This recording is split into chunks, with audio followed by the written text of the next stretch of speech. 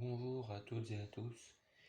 J'espère que vous allez bien. Et aujourd'hui, donc, je vais vous faire une petite vidéo sur l'hygiène de vie au Moyen Âge. Donc, ça fera la suite effectivement de ce que j'avais déjà fait avec ma vidéo introductive au Moyen Âge. J'avais déjà fait cette vidéo il y a quelques temps, mais mon téléphone n'a pas voulu effectivement terminer le téléchargement pour mettre en ligne la vidéo, et du coup, je suis contraint de la recommencer. Donc j'aurais bien aimé faire autre chose, mais malheureusement, je suis obligé de la recommencer. Voilà. Alors, donc l'hygiène de vie, donc je vous rappelle le Moyen-Âge, donc ça commence à partir du 5e siècle, et donc ça va s'étendre jusqu'à l'époque du 15e siècle, et ça va être 1000 ans d'histoire, 1000 ans où il va y avoir des rebondissements politiques, sociaux, et aussi différentes guerres civiles qui vont apparaître, avec notamment par exemple la guerre de 100 ans. Ok. Donc ça va être une longue période historique, et il y a énormément de choses à raconter par rapport à cette période. Alors donc on va continuer effectivement à s'intéresser aujourd'hui, on va dire plutôt à la vie quotidienne, et je vais vous parler, donc comme je viens de vous dire, de l'hygiène de vie. Alors pour commencer, voilà, je vous ai fait une petite définition un petit peu au niveau de la chronologie du Moyen Âge. Et donc, si on parle de l'hygiène de vie, au 5e siècle, il faut savoir que l'Église, effectivement, et la religion avaient une place importante dans cette période, et considéraient tout simplement que comme peu important d'avoir une bonne hygiène de vie. Et donc, on disait par exemple que l'odeur du corps dégagé sera à la mesure de leur élévation morale. Ça veut dire quoi? Ça veut dire que tout simplement, plus vous avez une odeur corporelle importante, et plus effectivement votre place dans la religion sera d'aussi bien importante. Donc les religieux considéraient même ça comme mal, en fait, de se laver et d'être propre et de prendre soin de son corps, alors que petit à petit, par exemple, au 6e siècle, on va commencer, avec le développement effectivement de la médecine, à découvrir de nouvelles méthodes d'hygiène de vie qui vont permettre par la suite d'améliorer tout simplement cette hygiène de vie. Donc, par exemple, au 6e siècle, la population va commencer à se laver définitivement les mains. Donc ça, c'est quelque chose quand même d'assez fort, parce que on n'a jamais pensé effectivement à se laver les mains. Et à partir du 7e siècle, des recettes de beauté et donc de nombreux savons, pas vous citer d'exemple, mais vont commencer à se mettre en place, justement, parce qu'on va commencer à comprendre que se laver, en tout cas la médecine va commencer effectivement à faire comprendre les populations que l'hygiène de vie peut avoir des conséquences positives pour le corps et lutter contre certaines maladies. Il faut savoir qu'au Moyen Âge, c'était une période où il y avait donc beaucoup de maladies, dont notamment la plus connue qui était la peste. Et on va considérer donc que ce problème donc peut être lié à un problème aussi donc d'hygiène corporelle, mais aussi peut-être d'hygiène plus urbaine, ou liée aussi à la pollution. Donc vous voyez, il va y avoir effectivement une évolution, notamment à partir du 6e et du 7e siècle, qui va commencer à se mettre en place, et toutes les idées, on va dire, religieuses à ce moment-là du Moyen Âge vont commencer petit à petit en fait à disparaître pendant un certain moment, mais vous allez voir qu'après par la suite il va y avoir donc de nouveau des conflits religieux par rapport à l'hygiène de vie et par rapport aux bains publics qui vont arriver par la suite. Je vais vous expliquer tout ça. Donc déjà, pour commencer, la médecine, comment elle fonctionnait un petit peu, la médecine, donc je suis pas médecin, je vais pas commencer à voilà, rentrer trop dans les détails, mais je vais vous expliquer vite fait un petit peu comment elle fonctionnait. Alors il faut savoir que Hippocrate, pendant l'Antiquité, donc qui était un médecin donc, de l'Antiquité, a créé, a créé effectivement ce qu'on appelle la théorie des humeurs. Alors la théorie des humeurs, elle fait référence aux quatre éléments qu'on peut avoir sur la Terre. Donc comme par exemple l'eau ou comme par exemple le feu. Donc ça par exemple, ça va être lié effectivement aux humeurs du corps humain qui vont considérer comme par exemple la bile va faire partie donc effectivement des humeurs. Et donc si une humeur effectivement du corps humain n'est pas prend le dessus sur les autres, et ben on va considérer que il va y avoir un développement de maladie. Ok. Et on va même d'ailleurs au niveau psychologie, je pense découvrir que c'est à partir de là que la nature, on va dire, de l'être humain, le caractère, on va dire, de la personne va apparaître aussi. Donc, on ne veut pas rentrer dans les détails, mais la théorie des humeurs, en fait, était effectivement un principe pour justement faire en sorte de guérir les personnes et de détecter effectivement les maladies qu'il y avait pendant ces périodes historiques. Ok. Donc ça c'est vraiment avec Hippocrate le début de la médecine. Donc qu'est-ce qui va se passer aussi donc au Moyen Âge? Donc il va y avoir donc pour justement réguler ses humeurs et de se débarrasser de la crasse et des mauvaises odeurs, il va y avoir le développement de différents bains publics ou privés. Donc il y avait effectivement certaines personnes qui avaient la possibilité de se laver chez eux, notamment surtout les riches hein, qui avaient beaucoup de moyens.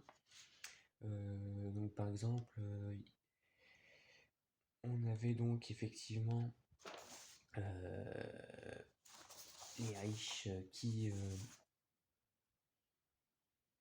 voilà, qui se lavaient chez eux dans des cuviers en bois, dans de l'eau chauffée sur le feu, avec des rideaux. Hein, donc on s'imagine qu'au Moyen-Âge, donc ils n'avaient pas effectivement les mêmes moyens qu'aujourd'hui, et donc ils devaient se débrouiller pour justement avoir une qualité de bain la plus optimale possible, mais les plus riches avaient donc quand même l'opportunité de se laver dans des beaux cuviers en bois et grâce au feu de faire chauffer l'eau et donc de prendre un bon bain chez eux à l'abri des regards. Il va y avoir aussi donc des bains publics qui vont se développer où il va y avoir effectivement une sorte de mixité sociale qui va apparaître et donc les hommes et les femmes vont commencer donc à aller se baigner en se mélangeant entre eux, soit nus ou soit habillés, et ils vont prendre effectivement un plaisir à se laver et passer un bon moment de convivialité pour se laver. Donc là, ça va effectivement, effectivement, on va dire, montrer que l'hygiène de vie avait des bonnes conséquences aussi au niveau social, c'est-à-dire que bah voilà, on allait se laver, mais on prenait aussi effectivement du plaisir à prendre un bon bain. Donc voilà un petit peu aussi l'utilité des bains publics. Alors il faut savoir quand même aussi quelque chose, c'est que au début, au Moyen Âge, on va surtout laver les parties visibles du corps et pas le corps entier comme on peut le faire aujourd'hui. Ok, donc par exemple le visage, on va prendre une grande importance de le laver, mais les parties plus intimes, par exemple, voilà, on s'en fout un peu plus parce que c'est pas quelque chose qui va forcément être visible. Ok. Il y a aussi certains métiers qui vont obliger donc une période régulière. Donc par exemple, si on prend le cas des métiers des paysans qui vont travailler effectivement, d'autres personnes qui vont travailler dans l'agriculture, comme vous mettez vos pieds dans la terre, ils n'avaient pas des chaussures comme nous, hein, donc mettez vos pieds effectivement dans la terre, et ben vous développez effectivement de la crasse au niveau de vos pieds, et du coup l'hygiène de vie, bon voilà, c'est un exemple. Et pas très bonne. D'accord. Donc une toilette plus régulière pour certains corps de métier qui vont se développer, comme je vous avais déjà expliqué, il y a des corps de métier qui se développent au Moyen Âge, comme notamment celui de meunier ou de boulanger ou même de boucher pour l'alimentation. Ok. Donc voilà, création de recettes de beauté, de savon, comme je vous avais expliqué. Voilà. Mais effectivement, cette bonne période où ça va bien se passer ne va pas non plus durer 36 000 ans, parce que à partir du XIIe siècle, la mixité et la nudité va commencer à gêner. Et donc l'Église en fait et la religion vont commencer effectivement à se poser des questions. Voilà. Parce qu'on se dit, bah voilà, au 5e siècle, on considérait que c'était pas important de se laver, et là tout d'un coup, tout le monde se lave, tout le monde prend du plaisir, tout le monde effectivement se dénude, peut-être pas tout le monde, mais en tout cas il y a certaines personnes se dénudent, et on va se dire, ben, ça part en cacahuète au niveau de l'église, hein. C'est ça qu'on va se dire surtout. Et donc c'est pour ça qu'à partir du XIIe siècle, il va y avoir donc des problèmes au niveau donc 12e, 13e siècle, des bains publics et des bains privés. Ok. Parce qu'il faut savoir quand même que on se relaxait, on s'épilait même des fois dans les bains, et on voulait même les hommes soigner leur barbe aussi dans les bains. D'accord. Voilà. Les bains publics, par contre, par réception, étaient interdits aux juifs. Hein, donc là, donc, par rapport à la religion, comme ils sont pas chrétiens, ils vont considérer que c'est pas normal. D'accord. Je n'ai jamais vu un juif se mélanger avec un chrétien au Moyen Âge. Et les malades aussi, bien évidemment, les malades.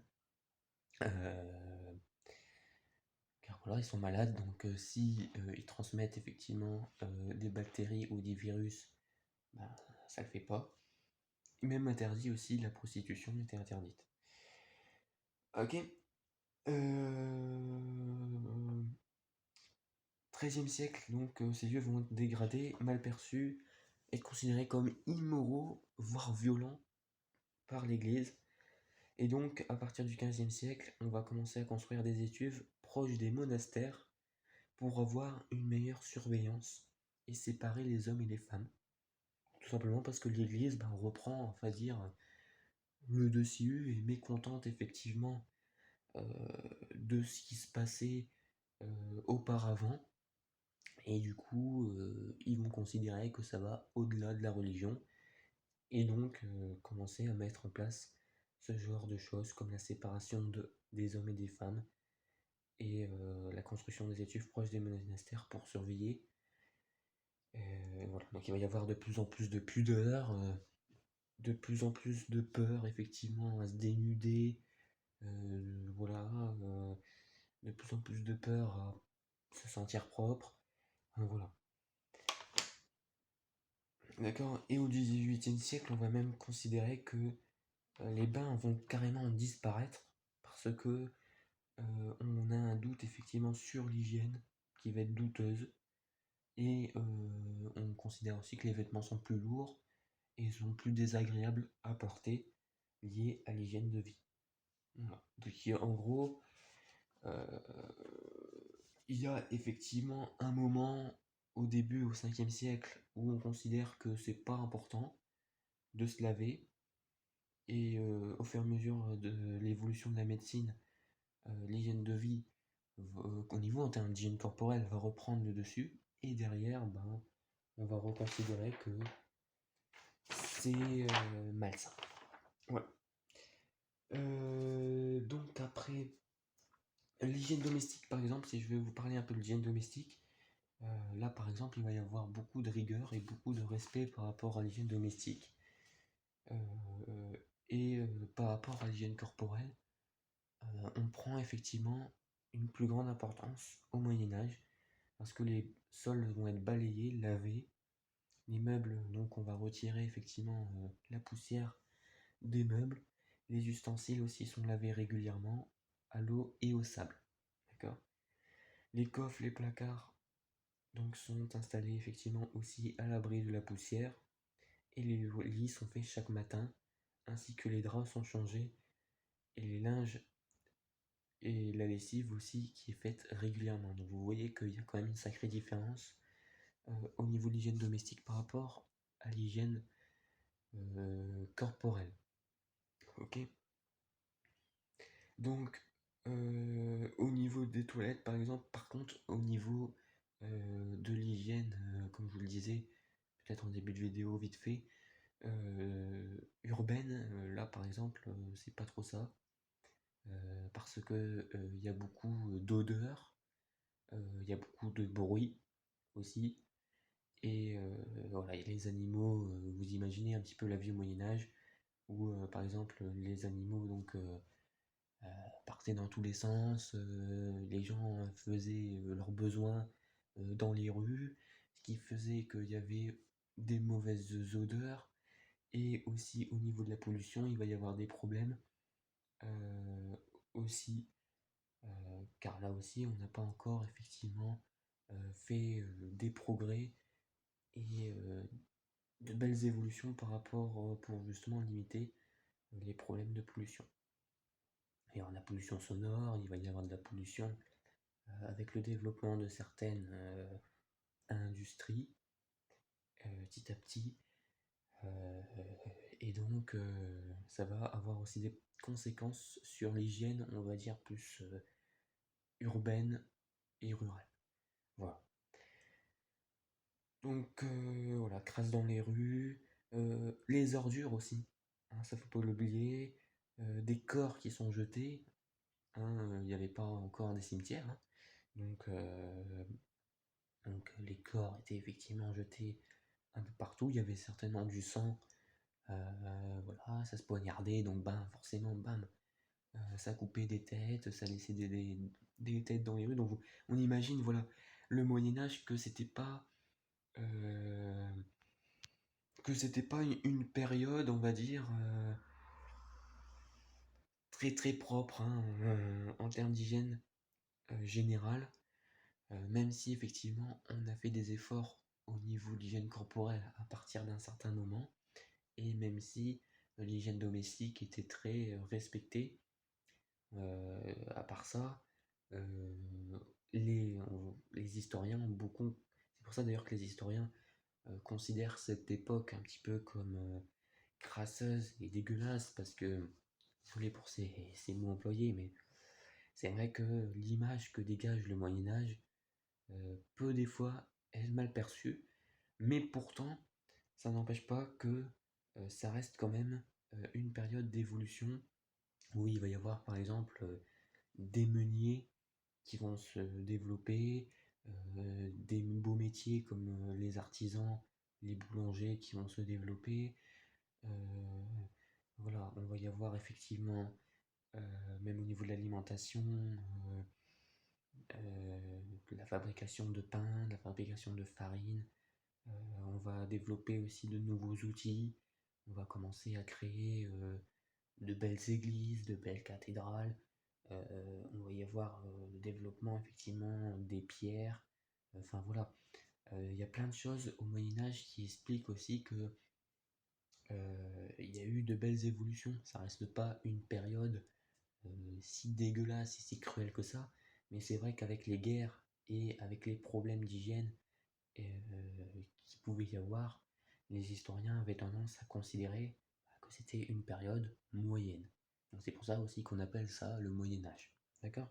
Donc voilà, j'ai fait un petit peu le tour de tout ce que j'avais à dire par rapport à cette vidéo. En tout cas, si vous avez des questions, n'hésitez pas à me les poser sur ma chaîne YouTube.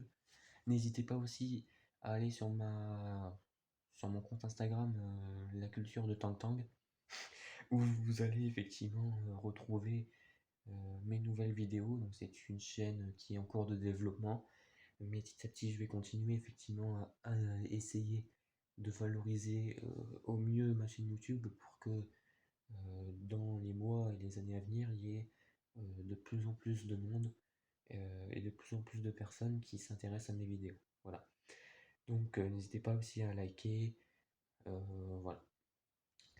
Donc voilà, j'en ai fini. Donc je vous souhaite à toutes et à tous une excellente journée. Et on se retrouvera plus tard pour une prochaine vidéo et sur un prochain thème sur la vie quotidienne au Moyen Âge. Voilà, merci beaucoup.